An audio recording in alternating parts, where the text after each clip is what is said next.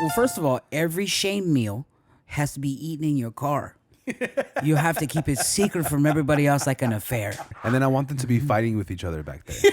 Bro, he's fucking fighting. God fucking damn it. Yeah. And they're throwing... Now we're in Southgate, baby. That's right. Top 3 things you've noticed living with a white woman. I mean, she's classic, bro. She's like pumpkin spice, just a farm town that had gang activity. That's all. That's all it was. You come here, you use all the resources of like whatever you need for you. Right. And then go, this place sucks. I'm a big fan of the Southern gang members because they haven't beat me up yet. And then I remember that night, I went home to my car. The best night of sleep in my whole life. What's poppin'? It's your boy Moses, a.k.a. Nomo, chilling right here in the Lit Outlet Podcast. Got a very special guest in the building. I got Mr. Saul Trujillo. What's up, everybody? Saul Trujillo, stand-up comedian, America's Gordito. We're out here originally from Stockton. Now we're in Southgate, baby. That's right. Hey, man, welcome to Southgate, the first and last time you're ever going to be in Southgate. The only reason why people pull up to Southgate is to be on the Lit Outlet Podcast. Have you been here before? I'm going to go, no. But I have, but no. Well, welcome, dude. Thank you. Like I think a lot of people will recognize you off the bat. You're a consistent stand-up comedian in real life, but also on social media.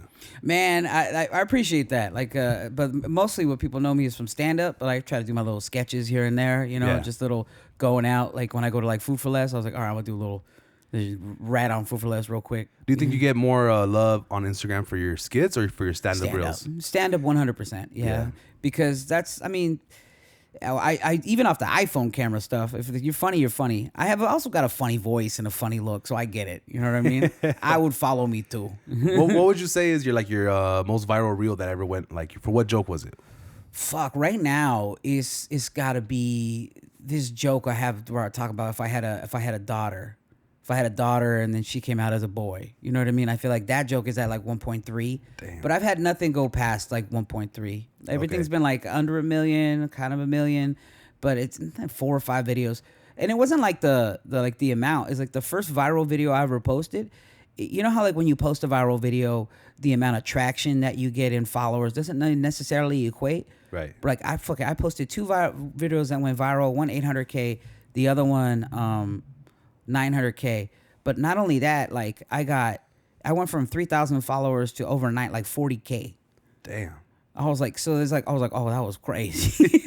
You go from like, I got shit to like, what the fuck just happened? We recently went viral on the Brown Militia podcast for talking shit about Mario Lopez, about him code switching and trying to like rate Marisco spots and taco spots. Does he not talk like that all the time? Well, he has that fucking Access Hollywood voice, right? Like I know, but I feel like he's just putting his white guy voice on. He's yeah. Because I see that like a black, the black news reporter will be off camera and they're like, oh, this motherfucker. I'm like, you don't sound like that on camera. I feel like he's just white facing for camera. Right. So we were just making fun of him, right? But we had like 1.5 million views. Yeah, bro. Like I maybe got like 500 followers from that, and it's because people were just commenting to hate because they were like disagreeing with us, But it's crazy because you're on the other end. Like people loved what you were saying, and they automatically followed. Yeah, which is dope. Which is dope. I will post something that's not stand up wise, and that's what'll lose me followers. Like what? For example, what?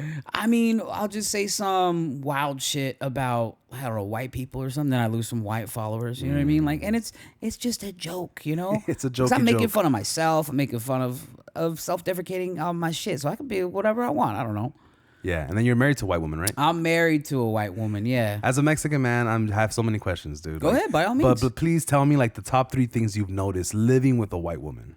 Well, my particular white woman was like, fuck. I mean, she's classic, bro. She's like pumpkin spice, fucking tropical island shit. Like, was conservative, bro. She was a Republican. Got with me. I dicked her down into being a Democrat. Damn. I don't even vote. I was like, she's like, I like Mexicans. And I was like, all right, look at me. Yeah. Big W, thanks to you. Big W, dog. Now she's like, her whole perspective has changed. I was like, but no, it's good. Like with her specifically, living with the white woman, my house, like right now, my apartment's white as fuck. Is it? Because I don't have I'm the most dude. Like back at my house, my room at my mom's house, just a fucking mattress on the floor. Nice. There's nothing. There's fucking bare wall. They ain't shit because I don't give a fuck about shit like that. So I let her just do what she wants. And I go, well, this is nice. Oh, fucking decked out with Christmas shit that I wouldn't put up. It's nice. Feels like you're taking a nap at a JCPenney or something. Bro, yes. I live in a department store. I just realized that. Fuck, that's what it's like with being with a white woman. Oh, yeah. If you want to know who puts up these decorations, like my wife does. Yeah, white women. White women. Did she put you onto like Starbucks or some sort of like crazy white drinks like that? I mean, she put me on Starbucks, but that's because that's my love, my natural love for sugar. I think as a Mexican, we've always loved sugar. I love sugar. So like, if you hate on a pumpkin spice latte, you're fucking lying, dog. Yeah, I never had one before. You never had one? What the fuck? Yeah, I never had one. But did you know that pumpkin spice lattes don't have any pumpkin in it? No way. That's why I like them. You go to a fucking small town coffee shop, like the little niche Hollywood ones, they fuck it up. They put real pumpkin and a cinnamon stick. Like, bitch, I didn't ask for that shit. Yeah. I want that fake shit. I want the sugar. The high fructose. Yes. And it's not a Mexican white shit. It's just like, I'm addicted to sugar. As a Mexican, you get like, we drink full Cokes and like, I miss Cokes. I can't drink Cokes no more, dog. You stopped drinking Cokes? I stopped drinking. I got a little Coke Zero over there. Yeah. You know what? I tried switching over and they're not too bad. They're not. You got to get over the mental thing, right? But then as soon as you are past the mental thing, now that's all you drink. I can't drink regular Coke because this is the drug that I'm addicted to. It kind of has like that little, like, you know how sometimes you sip on whiskey or tequila, it has a little kick to it? That has that little kick to it, right? That little melted nickels taste. The chemicals.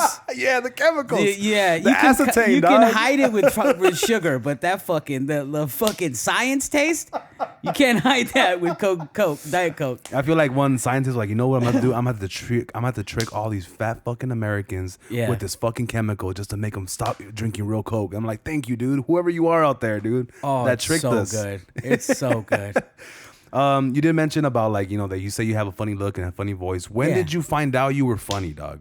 Because everyone thinks they're funny. I think I'm funny. You're funny with the homies. But when did you know you were like really funny? It's fucked up when strangers tell you, like strangers you just met, like acquaintances. Like my friends had always told me like I've been funny, but like those are your homies. Right. You're funny with your homies. You can be, but it was when I went to culinary school. I went to fucking trade school for cooking. How old were you? I was fucking 28, but I was on a sick one though. I was like I was a gambling addict from the ages of 18 to 40 years ago. Damn. Bro, fucking blackjack, everything. So I gambled all my college credits away. So instead of coming out to my parents like, hey, I fucking lost like all my fucking units money, I was like, I'm gonna go. I saw a commercial for Wyotech, which is like a trade school for fucking mechanics. Yeah. And right behind that is trade school, Le Cordon Bleu trade school for cooks. So it's like nothing but pregnant teenagers and fools in and out of the system. So I was like, I'm going to do that shit. Yeah. And I went to culinary school. And then right when I was in there, like all the Mexicans, all the Guatemalans, like they gravitated towards me because I was like, "Fool, you're hella funny." I was like, "Oh, thank you." And that's when I was like, I think I'm going to try stand up. And I tried it 2 years later.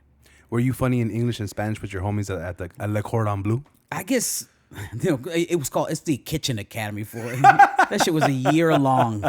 I went to a similar school, dog. You went to where? I went to a similar school. Where? I went to American Career College. That's all the same shit. It's a trade school. Yeah. You get it. Yeah. Where did you learn? I learned how to sell glasses at the eye doctor's office. Make lenses. What the fuck? Fix them, slang glasses. We were still doing the little. I was doing mine with parsley. You were doing with your little glass. Little tool. And shit. Yeah. One of the hidden secrets, in my opinion, about LA is that people don't understand that no matter if you go to a steakhouse, a sushi place, Korean barbecue, tofu, whatever it is, in the kitchen is a bunch of fucking Latinos, dog. There's not just LA. There's not a Japanese guy making your sushi. It's a fucking Juan and Pablo back there. Let's keep it real. It's not just LA. That's all the way across up to California, Washington, Nevada. The kitchens are thick with Mexicans or someone of Latino descent. Yeah. And it has to be that way because we don't give a fuck about pain. We don't give a fuck about sleep. It's just a driven mind of continuous work. I had a kitchen manager, bro, who had 3 jobs. He slept 3 hours a night. He looked like he was going to die. 3 hours a night? Bro, he would be cutting tomatoes, nodding off while his hands are still going. No. But he's asleep. And I have to go, hey, don't cut your finger. Huh? And then he just like, I got to get coffee. I was like, yeah, bro, go get coffee, man. Get some sleep, fool. Yeah, because if it was a white person and they're like, they were HR department, raise the red flag, call the government, like they're fucking. You saw that one video, that one guy at Starbucks, like they're making us work 8 hours today. Oh no! He like put his I phone, have not seen that fucking video. He put his phone, got on a knee, started crying. Like, I can't believe what they're doing to me. They're making me work 8 fucking hours today. Am I a fucking slave or something? Well, stop having a teenager's job, you stupid bitch. Yeah, because making coffee is pretty difficult. Didn't you work at a coffee shop at one point? I was a line cook. I was in the back making the bagel sandwiches. Oh shit! It was a rip though. It was like they were like I was like it was $10 bagel sandwiches. It's a place I would never be in, like in LA. I was like, I'm not paying $10 for this tiny ass bagel sandwich. But was it fire though? It was fire, bro. Because you were making them. Because I was making them, bro. And they had good ingredients, but it's like all of these ingredients. I'm like, this is only works in this. It was in Silver Lake. Oh, okay. This part of Silver Lake. This is where this is gonna work. There's no way this works anywhere else. Yeah. You're not gonna charge $9. Leave paying $20 for a bagel and a coffee, man. That's crazy. Yeah. What was one of your favorite spots to work at as far as when it comes to like food and shit? One of my favorite spots to work at. This guy worked there for a long time. This is this place called Strings Italian Cafe. It's just a chain in Northern California restaurant. But that's where I learned how to be funny. That's where I learned how to interact with paisa Mexicans in the kitchen. Like, that's where they taught me how to be, even to be funny. Like, that's why I learned like not all drug addicts are bad. Fool. Like, there were like meth addicts there that were like some of the best humans I've ever met, but they're just on a sick one all the time. All the time. Yeah, I feel like that's prevalent in like the kitchen. The kitchen, and just no one talks about like the fucking meth problem amongst the kitchen, the Mexicans. How do you think we stay awake? Yeah. That's just, you know what I mean? Like, but that's just what happens. But I remember one of the fools, his name was Tino. He was a line cook, and he blew one of his eardrums out. I don't know how. But this fool, instead of getting a hearing aid like a regular person, he got one of those made-for-TV spy things that you put against his ear. So then I'd have to go, Tino, give me the onions. I need them now. He'd have to get his little Beethoven thing towards me. He'd be like, say it into that. I'm like, what the fuck? Like, get a hearing aid, man. You blew your eardrum. I go to the doctor, man. He'd just take a bump of meth in the bathroom, come back and be fine. That's fucking crazy, dog. I've always heard about like people like doing a lot of meth and shit. Yeah, it's just crazy. A little bump. That's all. You're not originally from out here, no, but it feels like you are. Where are you from? I'm from Stockton, California. Okay, so now everyone knows Stockton for like one or two things. Yeah. Either like being super close to Sacramento or the Stockton slap because of the Diaz brothers, right? And it's not the Sacramento part, zero. Okay. No one knows where Stockton is at. It's because of the Diaz brothers are the main. I was doing a comedy show in like random part of LA, and I was like, yes, there was like nothing but Middle Eastern fools in the audience. I was like, you guys not gonna know where Stockton's at, and they go, Stockton slap, Nate Diaz, we know. And I was like, what the fuck? No fucking These way. fools from Dubai knew the Stockton slap. They love UFC, they love Nate Diaz, but it makes sense. I guess they have the UFC out there a bunch. So it was just crazy to see how people know where I'm from. Yeah, before the Diaz brothers, how was Stockton?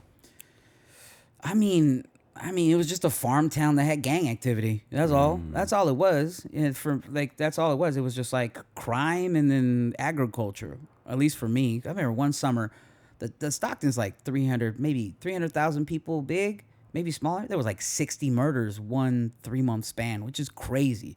We had like the number one murder in like 2007. It was nuts.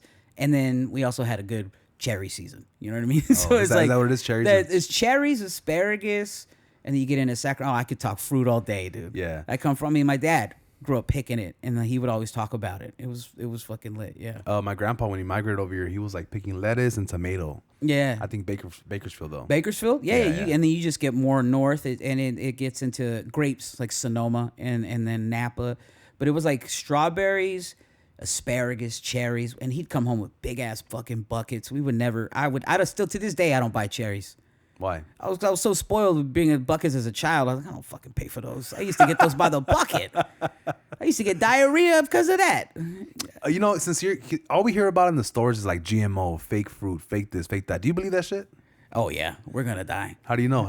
I just believe that. Why? Because it just seems so cheap, and fruit should be $12 an ounce or some shit, just based on the labor and shit. But right. but because they use us as cheap labor, and they also use pesticides to keep things preserved, it would make, and the way prices are going, it makes sense that they put shit into the shit. And I would recommend buying organic, but don't buy organic. It doesn't matter. Do you let's keep it on the Stockton thing. Do you notice the difference when people started, like when Stockton became famous because of the Diaz brothers? Like back home, do people notice a difference? Back home, they don't care. The Stockton, regardless of whether or not we get that attention. But they are proud of like the Diaz brothers, and I think that's why I rep it so hard, because I kind of want that. I don't want to steer it away from the Diaz, but also, hey, also a comedian, you know, not just this and Latino, not just Chris Isaac. We got like Chris Isaac, and then white people from Stockton love to like mention the celebrities that are from there. They're like, fucking Chris Isaac, Indiana Jones was filmed here. I was like, all right, fucking calm down, settle down here. Chris Isaac, isn't he Latino too? Is he? I think he is. I wouldn't know, man. He don't sound like. You know what he does? Let's take Chris Isaac. Yeah, we'll take him. So Christoph. How long were you up there, and then when did you decide, and why did you decide to move to LA? I was in Stockton, like the 209 area, for fucking till I was like 33. And I moved to LA because I didn't want to. I could see I felt like a big fish in a small pond. I knew where my path was going. If I stayed where I stayed, would be a traveling headliner that does like specific clubs, specific bars, and if the biggest market that I could do is San Francisco, and I wanted to expand it. I know that if I took a shot, I moved to LA, I'd probably get a manager, get an agent, work at the store. Those are my three big things. Get a TV credit that I could kind of pave my path to how more options and what I want to do, and all that happened. It was great, and it was because of drugs. What do you mean? I was living on a orchard farm at my boy's house in a basement. The rent was like $300 for like 3 years, and on that time I'd smoke weed in the orchards, and I kept telling myself I'm gonna do acid one of these days. And I remember towards the last year living there, I did acid, and immediately like something clicked in my head. It was like, I'm gonna marry my girl, I'm gonna quit gambling, I'm gonna move to LA. And then within the like 6-7 months of that, I did all those things. Holy shit. Yeah, fucking, it works sometimes. Psychedelics. Have you done it again? Yeah. I just threw up very violently last time. Sometimes, it's like a thing, and sometimes I was like, well, that was too much, Fucking shit, dog. You moved to LA. Yeah. Okay. Tell me the steps. What happened? How'd you do it? I knew I was going to save up. I'm not that saving up type. I am now, surprising, but I've never been like the person who's like, I'm going to save up for this. I always go. I always do something. I'm going to buy a ticket. I'm going to go. So I was like, fuck it. I'm going to go move in my car. I got my girlfriend living at my mom's house while I'm fucking living in my car in LA. And that's how it worked. And I got permission from her. I got permission from they're like, you're fucking crazy, dog. That's stupid. Cause you go in Stockton, Sacramento, I was like one of the bigger comics, I could get time wherever I could wherever I wanted to go, and then just to go live in my car and start over. Mm-hmm. That's terrifying for some people. Were worried about me. I was like, don't fucking worry about me. And I gotta know what I'm doing. Yeah. So I wouldn't change a thing. So you were already making money back there.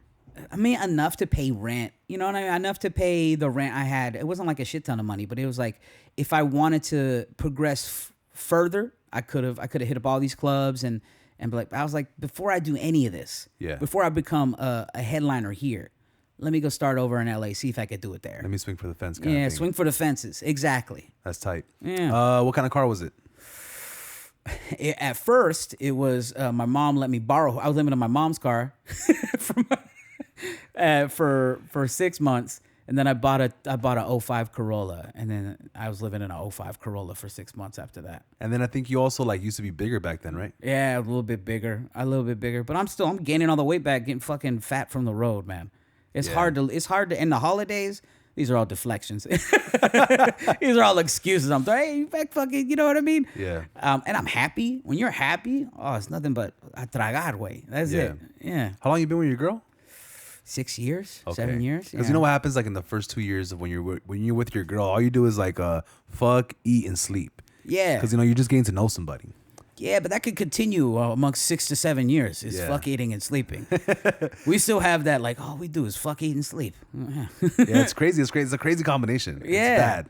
It is bad because it's not even because she's fat too, but she ended up getting gastric bypass. Oh, cool. Yeah, because she wanted to. Because one of us had to. You know what I mean? You can't have two fucking Someone's got to watch those other person's one back. of us has to fucking time out, you know? Because when we were both fucking, when she was big and I was big, we would go on vacation and we'd go to like, it'd be like 1 a.m. We just get done fucking. And then we'd get Taco Bell and we'd get like Taco Bell and just eat like heroin addicts and nodding off just a deluxe cravings box on my stomach. I don't got no more cum in my balls. You know what I mean? I'm eating. We're watching fucking Law and Order or whatever the fuck's on TV. We're like, this is a good life, man. Yeah, our hearts are about to stop. So she was like, nah. I think we wanted to have a kid, so she didn't feel comfortable trying to have a kid at that weight. Yeah. So she dropped like 120 pounds like that. Oh shit. It's cool though, because she eats off my plate now. It's like, it's cheaper now, but I always go like, I got to order a little side extra to replace what you're eating. You know? It's one of those things where like her stomach's really small. She can't eat a lot no more. She can't eat a lot anymore. She'll throw up and shit. She has to slow down and she can't drink a lot. She can't chug water anymore. She has to like sip it, because she does, she'll throw that shit up too. Damn. But you can make that shit bigger. That's why I can never get it, because I know that I'm not a quitter. You know what I mean? I get that shit back, I'll swell him back up to his regular size. Yeah, come grow again, daddy, girl. They said it couldn't be done. I'm doing it. But now, like, your girl moved out here with you? Yeah, man. We waited a year, and then I went indoors because of the pandemic. Okay. I can't be living in my car in the pandemic, so I lived with comics, and then I started Airbnb-ing out here. Actually, I did a lot in South LA. A lot of what are those? The hostels. Those are very popular in Boyle Heights. And those are like, and then like a hostel on vacation, those are nice. You're like, whatever, you're like a nice vacation town. It's kind of like you're still in a bunk bed, but you're still talking to travelers. This is like homeless people, kids who ran away, fools just going like trying to run from the law. For $20, you get a bunk bed and a number.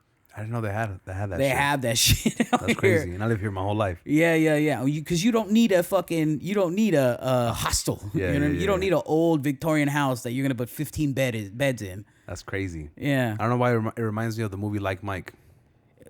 What happened to Like Mike? Well, Like Mike was an orphan. Oh, fuck. You made it sadder than it was. I was an adult orphan. Yeah. I was on the run. It's fucking funny, dog. You're an adult orphan. Because you kind of have like a childish, you have childish features, right? I do have, I always have that. But what's sad is that you don't age, but you just get bags over the youth. You know what I mean? Like I'm 39. I turned 39 in a couple weeks, and it's just like the really old people are like, oh, you don't look a day over 28. And then like I see an actual 28, you're 38. And I go, yeah, you're right. You're right. I'm sure there's a lot of comics out there watching this that like they always want to study the greats, right? And want to see how you did it.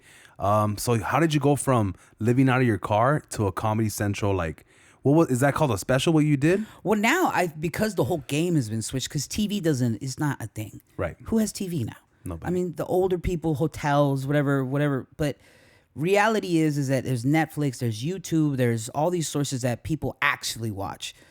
Comedy Central went directly to YouTube. They're trying to compete against, you know what Don't Tell comedy is?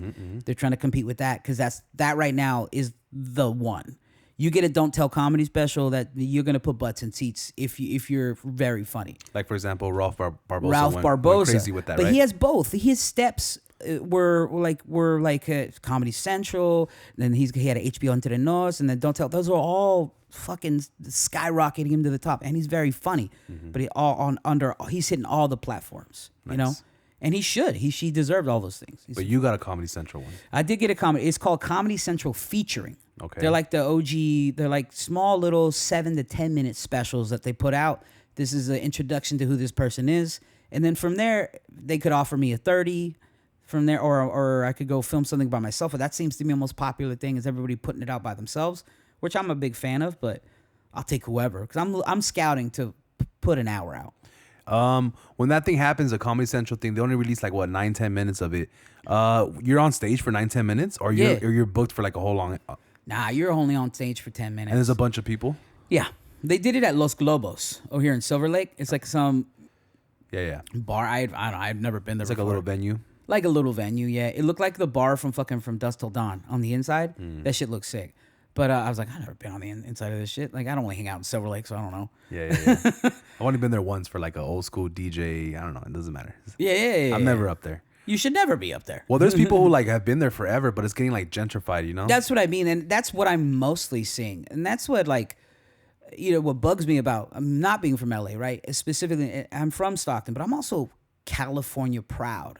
Yeah. You know, like I'm proud of like where we go up and down. So anybody who comes in like, this place sucks. I'm like, bro, that's disrespectful to say to all the people that actually are from here. You know what I mean? Like to their face, you come here, you use all the resources of like whatever you need for you. Right. And then go, this place sucks. They're just like leeches. You're a fucking leech, dog. Yeah, and if it doesn't work out in their favor, it's the place. Like, no, motherfucker, it didn't work for you in your hometown. It's not gonna work for you here either. But the problem is that they'll say it to the faces of people who are from here. It's like, fucking take it easy, man. You know what I feel sometimes, dog, when especially driving through places like that. Say I'm going somewhere. The other day I went to the Improv to watch Richard Villa.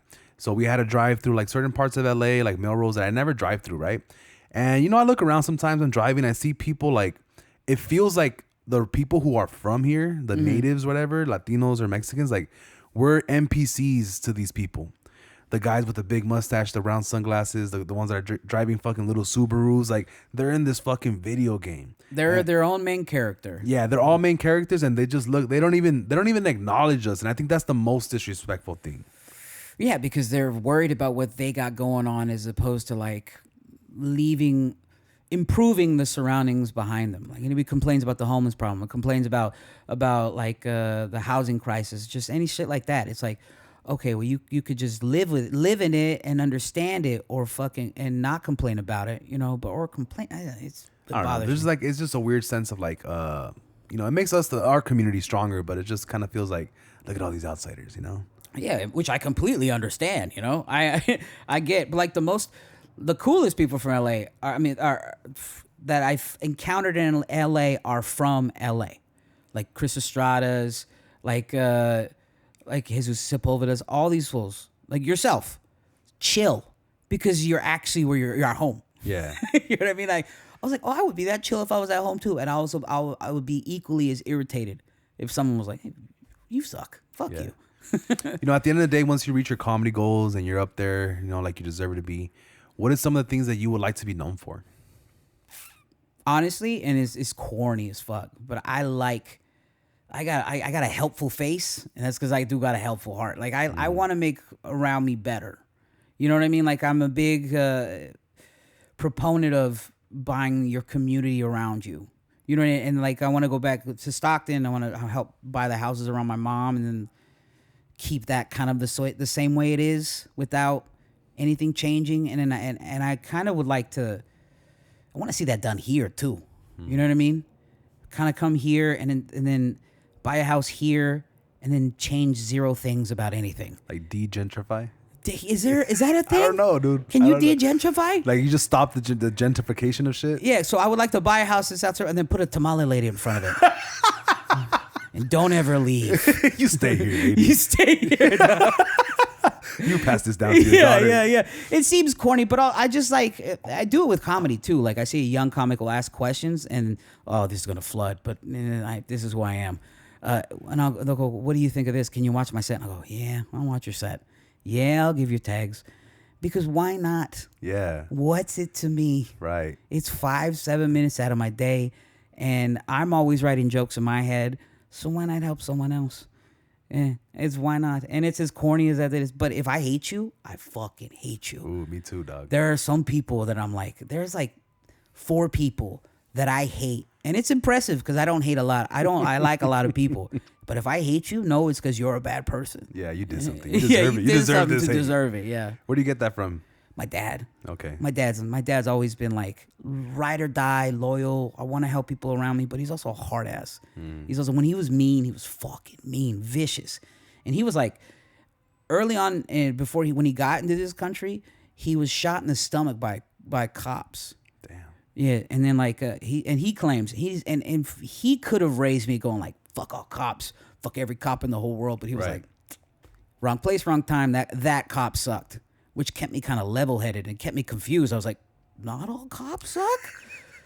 But you got shot in the stomach, because if that were me, fuck, every cop sucks. Hell yeah. If I got a scar on my tummy, because he had a scar from the top of his chest down to here, down to that way. It was terrifying. It was like that thick, like gummy bear fucking scar. And it was like it went in because he had a plastic in he had plastic lungs for a minute. I'm like, oh. So it was scary because he would always walk around shirtless because he knew because he was 5'2". Ooh. You got a scar on your tummy, you're like, that guy's in the cartel or something. That guy's a badass. That guy's a badass. I remember my brother was getting chased by these 2 teenagers on bikes, bro. They had and they were just chasing him to bully him. And my dad saw it, and then he took his shirt off. He ran towards the front. He meets my brother. My brother makes it into past our gate. These 2 kids are trying to get past our gate. My dad comes out with a stick, and all they see is a tiny fool with a stick and a scar on his tummy. I've never seen them. One of them breaks so fast that his face hit the gate, and the other was like, "Fuck that, I'm out." And they both just dipped out. They could have fucked my dad up though. They're legitimate. They were big boys. They were big boys, but they were like, "This guy's wild. This guy's charging at us." That's crazy. So, but I was like, man, they could have fucked you up, Dad. But I guess it worked. With Stockton being so there's so many gangs in Stockton. Did you ever partake in that evil side of the world? No, bro. Católico. The whole way through. My parents made sure. I was Church, gonna say who straight school, all that. I went to Catholic school my whole life. Were you a good student? No. Average. They paid tuition for me to get C's. Damn. I didn't get it. Like my mom, I went to this little, it's not there anymore. St. Gertrude's Catholic School on East. That's like East Stockton. That's like poor Mexican kids. That was the poorest school in the whole diocese, and it was mostly little migrant worker kids and there were some rich white kids, but we paid tuition. And it wasn't like $140 a month. It was still pretty expensive, but they wanted to make sure because if they were afraid that if they put us in public school. Definite norteño, definite whatever the fuck gang, definite that. Do you feel like a mole when you're over here? I'm from a norteño side. I'm over here. Not at all. I don't fuck around with that shit at all. I give 0 energies. I have not been pulled up on you, but if anybody asks, I'm from my mom's pussy. That's where I'm from. Get out of here. Good. I'm 39 years old, but what the fuck, man? Because it's one of those things being a resident in these areas. I get it. Sometimes you have to play by the politics of the fucking neighborhood. You play by the politics of the neighborhood, but it's I'll try to be as charismatic as possible, but if I gotta take an L, you know what I mean? Then I take an L. It is what it is. Yeah. Because here's the thing. If we're gonna base things off of technicalities, I'm a big fan of the Southern gang members because they haven't beat me up yet. I've gotten jumped by norteños 3 separate times. So whose side am I picking, huh? What happened there? I mean, saying homophobic slurs to fools. Oh, it's just your mouth. Drunk or something? No. You can't even blame 12, that. 13, 15. Okay. As a young kid. A young whippersnapper. Someone's like, you're gay. And then I'll say some shit back. And then just you get beat up. That's fucking nuts. But now you're living on Hollywood Boulevard, right? Hollywood Boulevard. I mean, Is it everything you dreamed of? I knew it was going to be bad. I know a bad neighborhood when I see it. Okay. I knew it was going to be bad. And it's bad. But it's it's still got homeless. It's disgusting because it's 4 different elements, 4 layers to what it is. So it's drug addiction on top of homelessness, on top of you see some of the residents that live in Hollywood, like some Mexicans, they've been there, and then there's a tourism. So it's layered on top of layer, just bloated up, and it's gross, but I like it. It's it's moving. It's never slow. I like how busy it is. I feel like you just described the Taco Bell menu. Yeah, it's a Taco Bell menu. Hollywood is a Taco Bell menu. It's a little bit of everything. It doesn't surprise me. Every day, you're gonna wake up, you're gonna see either a fool ODing on the side of the road, or you're gonna see fucking every now and then there's gang graffiti. I'm like, oh, that's cute. Yeah. I mean, because it always gets painted over. It doesn't stay up for 48 hours. Yeah, I think it's one of those things where the people who have jobs for the city, that paint the graffiti, and the graffiti guys have this fucking inside thing on all right, I'm gonna keep painting, you're gonna keep paint over it, kick me off something, because it's why do you keep painting if it's gonna get painted over and over again?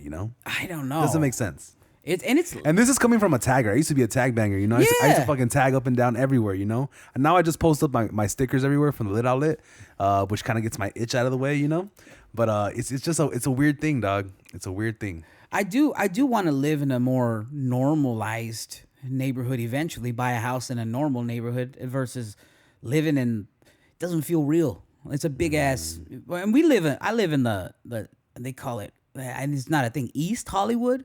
That was never a thing, right? That was a gentrification, right? Well, East Hollywood is like West Hollywood is the gay one, the gay side. The gay one. But then this was just like our little Armenia, Thai town, little Ethiopia. So like they apparently according to I think it was Felipe Esparza, they just start calling that East Hollywood to gentrify it to sell apartments versus that's just Thai town or that's just little Armenia. Like they're trying to make it seem something that it isn't. Yeah, because those names are like of the race or the places where people are from. That's like normal for LA. Yeah, that's normal for LA. Yeah, you know. Yeah, and like I prefer those. Anything that has good ass food from wherever you're from, I'm fucking all over it. Oh, okay, good topic. You know, because I'm a big boy. You know, I've been a big boy all my life. Tell me the difference restaurant chains that you noticed from down south to up north.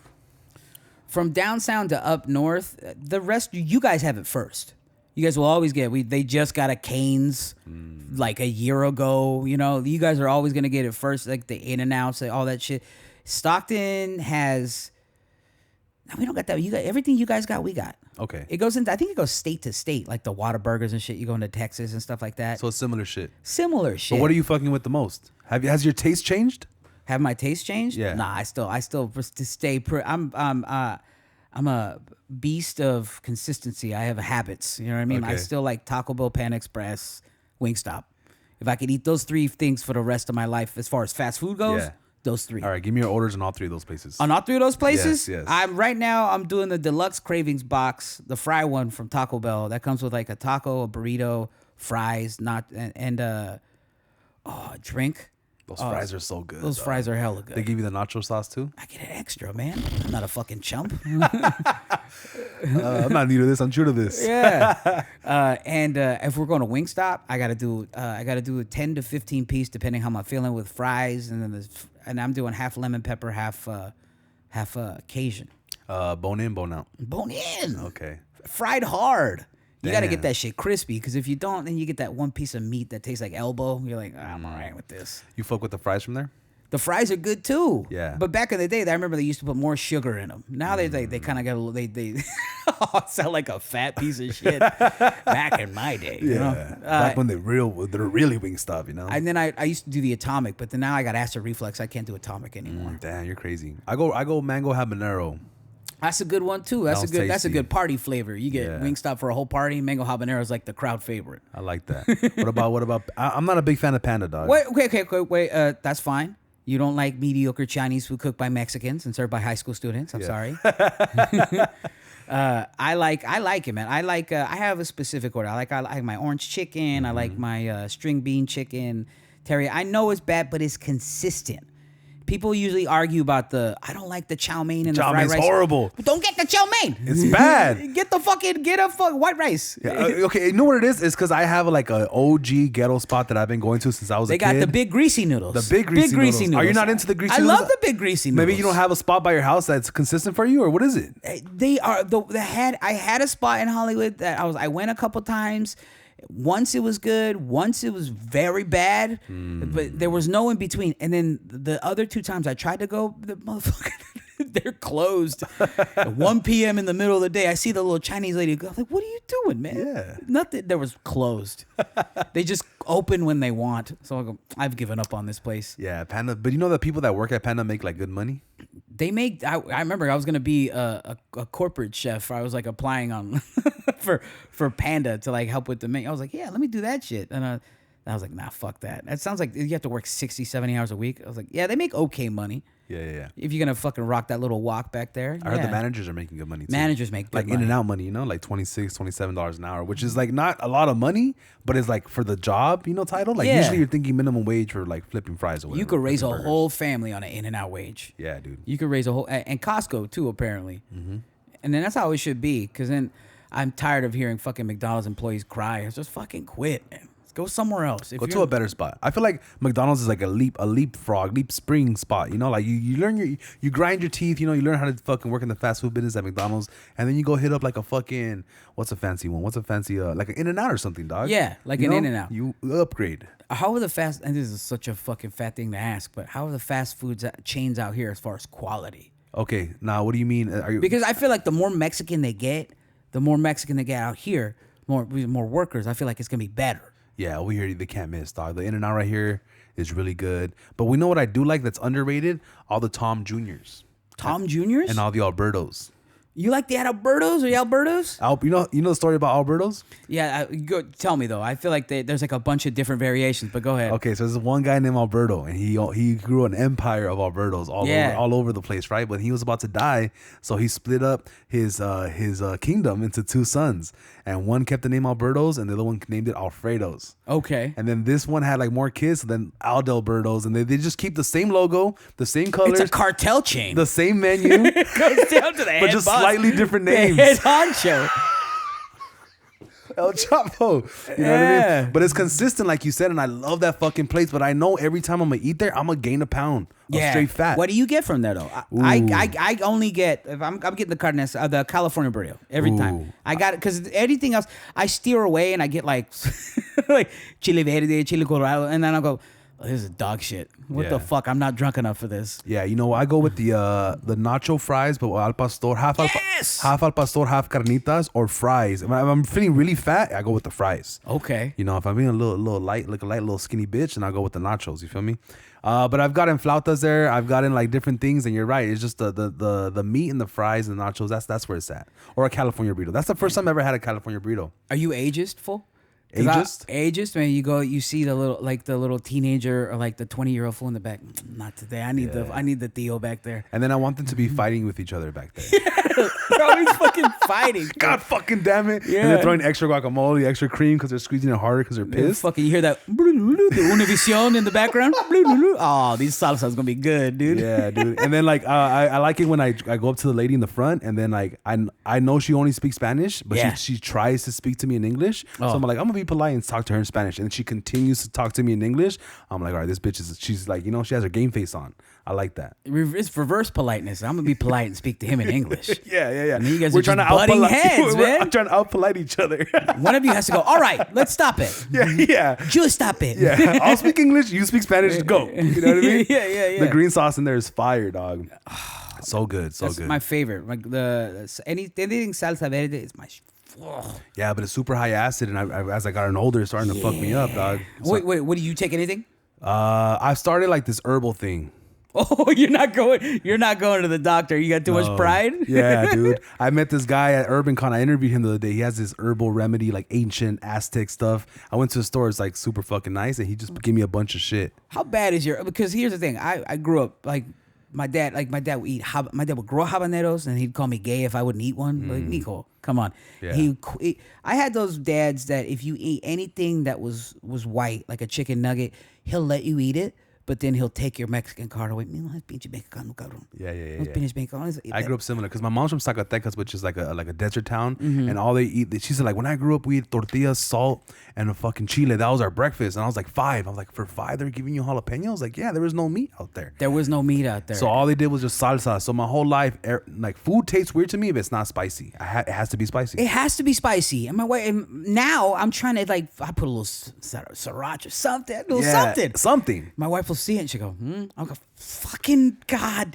But it's bad though. Even tapatio to me is like, that's not real salsa, dude. Tapatio's like, I know, but maybe for menudo it was all right, but you just have it as a throwaway condiment if there's nothing. It's like ketchup to me. Yeah, el tapatio. That's he comes in, Nico. I'm here. They didn't give you enough salsas. I'm here. Papa. Yeah, I got you, dude. You know what I mean? But yeah, dude, like my favorite food has always been like aguachiles or like, you know, always go hella spicy. And then all my homies around me like these fools like, oh my God, I'm dying. I'm like, I'm good, dog. But I think especially me being a huge fan of Sean Evans and Hot Ones, the Hot Ones show, I feel like I've realized now that I'm kind of getting high off the spice. Like I'm addicted to it. You can't because it starts when it's very painful and you're feeling it and it's in your mouth and it's in your teeth and it's starting to fucking radiate in your head. When you come back from that, you're like, oh, I just did a little bump of cocaine. Yeah. I do feel that. Yeah, I do feel it. And this from the Hot Ones hot sauces. The Pepper X one is crazy. Have you done it? Fuck that sauce. Yes. Like, yes. I can't do it. I can't do it now though because now it's so bad. The acid reflux. I think I'm having a heart attack, bro.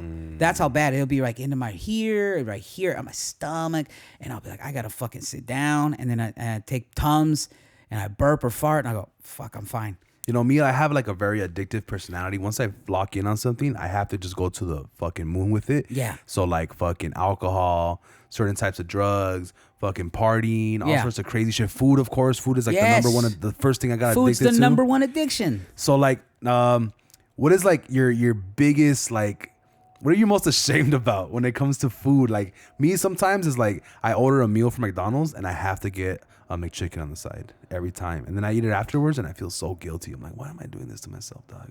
Oh, you're talking about shame, huh? Yeah, shame food that you feel like, why did I get that 20 taco order from fucking Taco Bell? Well, first of all, every shame meal has to be eaten in your car. You have to keep it secret from everybody else like an affair. That's first and foremost. You know what I'm saying? Like that has to be. You can't bring a hoe into your house, bro. You can, and the fast food is a hoe. I can't. You can't shit where you sleep. My wife can't find out about this, whatever I'm eating right now. You know what I mean? I can't. It can't. So that's how you know it's a problem. I think it's when I not only do I do that, but I do sweets on top of it. I love sweets, dog. Fuck. That's the problem. Is my natural addiction to sugar, and I think my skin color, because I like my wife has to this day my wife has an uncle who doesn't drink water. Damn. Coke every day. His teeth are going away, but Coke every day. And he's still alive. He's like 70 years old. And that's how you know he's white. Because if that fool was Mexican or black, he'd be dead by the time he was 38. Well, you can't drink soda every day. You get diabetes. You know that your brain runs on sugar? Yeah, I recognize that, but just sugar? Yeah, like it's actually made of like 40 or 50% sugar too. Oh. That's why we have these fucking urges. Like, why do I fucking want? Because I have a big ass head. I have a big brain, dog. Like, fucking love sugar, dog. I got sugar brain. Yeah, it's some crazy shit. I found out like it just wants sugar. Like your brain wants sugar. Like, okay. And it has to eat everything else just to keep the rest of the body alive. Mm-hmm. But obviously your heart wants like it pumps blood, but your brain wants sugar. Anyways. So no, let me get you my nasty meal. I think it had to have been McDonald's. It's always McDonald's. Go back. It had to have been a Big Mac meal, large, and then I think I got 2 double cheeseburgers after on the side. Mm-hmm. And then I think I still downed 3 cookies. Nah, bro, like 2 sundaes and 2 cookies. Ooh, that's a good one, bro. But the problem with that is that your stomach is full, but how you feel mentally and here, you're like, I could down another Big Mac right now. Damn, I could down it. But see that I don't. Like now, I'm chill. Like I'm snacking. Like the problem is like a candy, then more candy. It's not. It's empty carbs. Now I don't fill myself up like that anymore. It's empty. It's a grazing of too much candy and shit. Talk to me a little bit about the blackjack, the gambling addiction. How did that begin? What was your first squabble with blackjack? Why do you love it so much? Because honestly, that's the only game I like. If I ever go to the casino, I might play a slot or two, but I'm really fucking with the blackjack. Yeah, well, yeah, blackjack at the end of the day was my ultimate problem. I could have probably played the other games. Like I was trying to be a professional gambler at some point. I got really addicted to the World Series of Poker. Ooh, on ESPN. That big boom on ESPN. So I had buddies who went.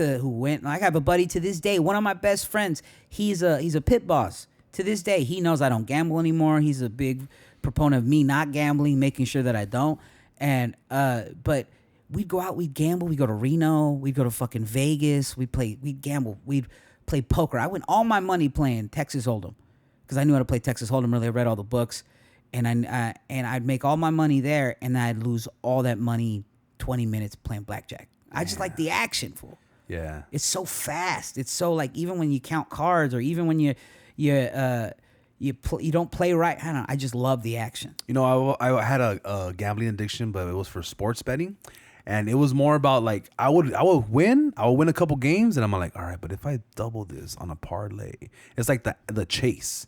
The fucking chase was everything, dude. You can win a big fucking money bag and shit, but like the chase. That's what it's want. That's what you want. I didn't even look at money as points.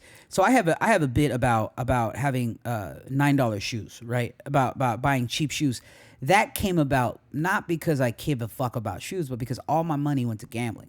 So I only spent the bare minimum on like shoes, clothes, and that was a true gambling addict because you would see like Asian fools in there with the fucking laundromat flip-flops, the blue and white ones, but they'd have $3,000 in cash coming out of their jacket. Damn. Because everything is about, because those are points. Those aren't money at that point. You're just trying to win. You're trying to beat blackjack for whatever. You're not realizing like, oh, you're just chasing something. Yeah. And I think for me, I figured it out. I just didn't know what to do with my life. And then when I had figured it out, I was too scared to take the plunge. I think moving to LA, I think that's why I like this city so much as well, because it kind of helped fix me a little bit. Yeah. Yeah. You don't gamble out here at all? I came out here. I went to the Commerce once, and I felt nothing. And then I think a couple months ago I went to Reno. I put $20 down. I felt zero, and Nice. I was like, I don't want to keep doing this and feel something. Yeah, I was like, right now I'm so focused on my career, my life, my people around me that I don't need these demons back in my life. I like that. But yeah, I still like drugs and shit. That doesn't necessarily mean that I didn't put it somewhere else, like with food. Right. I'm always gonna have that food unless I need to nip this in the bud. I'm trying to be around for a long time to continue to do jokes. But You ever tried fasting? Yeah, I have tried fasting, but I think the longest I did was 46 hours. Oh, that's pretty long. That was pretty long. It wasn't that hard, but I mean, as soon as the fast came out, I just ate like a fuck. I had to have been 5,000 calories in like an hour. I was like, Yeah, fuck the bounce this. back's crazy. It was crazy. I don't have the discipline to just, I'm gonna do bone broth now. You know. Well, let's say, I love comedy. I'm a fan of comedy. I'm not a diehard, like, know everybody's name and shit Yeah, of like that. course. But from a distance, I enjoy it, right? You're a normal guy. Yeah. Yeah. But I know that there's certain people that work at the Comedy Store that don't work at the Laugh Factory, that don't work at the Improv. And some people would like to do all three. Is there like a hidden underworld of gangs from these comedy clubs and shit like that? No, actually, the beauty of LA is that they don't give a fuck about each other. Okay, cool. You go into the New Yorks, from what I understand, you work one club, you can't work other. There's like some markets like that are like that. That's what I must have heard of. Which is it's just crazy. And no, LA, the Laugh Factory doesn't give a fuck if you do Comedy Store, and Comedy Store doesn't give a fuck. They don't give a shit. Just make your spots. That's all that really matters. I have nothing against the Laugh Factory. Like, I'm a Comedy Store guy, and I'm at the Improv a lot too. But I think I've done the Laugh Factory twice because they keep running through bookers, bro. So unless you're like, and like Renee Vaca, he's a Laugh Factory guy, but he's like born and bred there. He's gonna be that guy. That's like his home or whatever. But unless you're that, like I've been past there 3 times. Like the booker's like, oh, you're on the list, and then the booker will get fired, and then the booker will get another booker. Oh, you're past at the Laugh Factory, and they'll send me dates. And then I stop because the booker get fired. So places like the Laugh Factory, I'm not at the Laugh Factory for specific reasons. It's because they can't keep a fucking booker, and whatever, dog. I don't. Does that like situation right there fuck with your money, like as far as paying bills and shit like that? Like if you don't have that guy's not the booker, I can't fuck with you. Like how does that work? The only thing that would fuck with my money is if somebody didn't pay me that they were gonna agree to pay me. Like the booker being there or not. That's irrelevant because I'm not missing out on spots because I'm still getting spots at Flappers. I'm still getting spots at the Improv. I'm still getting a lot of love at the store. And then on top of that, there's outside entities that aren't the comedy club. Like there's bar shows. And then coming out to, that's where my money gets fucked over the most when a bar show won't pay me. That's what. Why wouldn't they pay you? They just fuck you over? It hasn't happened out.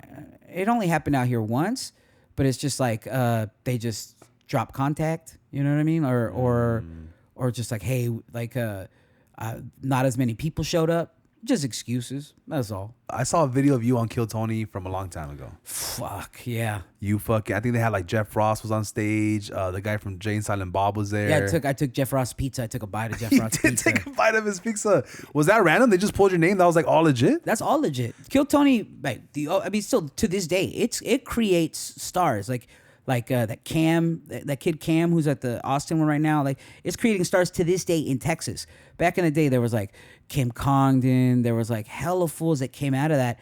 I got pulled once, and I got lucky to get pulled once because I feel like that was my introduction to LA. Not just Kill Tony, but like all these bookers started to hit me up, like to where even like snakes out of the grass came out of nowhere. I had 2 different managers try to hit me up, and they showed me the contract. It was like 30% of everything I did. I was like, I know this is, but thank God I've been doing comedy for a while before I got here, because I would have signed this like a stupid young comic, but like, I got repped. Like, it's dumb. But Kill Tony, it was fun, bro. They just pull your name out of a bucket. And I remember the same night I got on Kill Tony, there's this thing called potluck happening in the original room, because the Comedy Store has 3 rooms. It's got the big room, which is the main room. That's where Kill Tony was filmed. And then there's the medium-sized room, which is the original room. And that's where, like, Bob, the other paid regulars, just 2 separate rooms, 2 separate shows. So I got on both. I got pulled for Kill Tony, and then I got pulled for this thing called potluck in the original room, got in front of the booker. And then I remember that night, I went home to my car. It's fucking, it was the best night of sleep in my whole life, because it was like, oh, fuck, that was wild. I got up in front of the booker at the store. I got up on Kill Tony. It just like smiled. It was one of the best nights of sleep. Just, it felt good. It's almost like coming home from a hard day's of work. Like, you're tired, or you hit the gym really hard. You're like, I did that. Because before that, I'm not going to lie to you, it was a rough week, man. I was like waking up every morning, fucking bad times at the day job and shit like that. I mean, it really lifted my spirits, because living in your car sucks.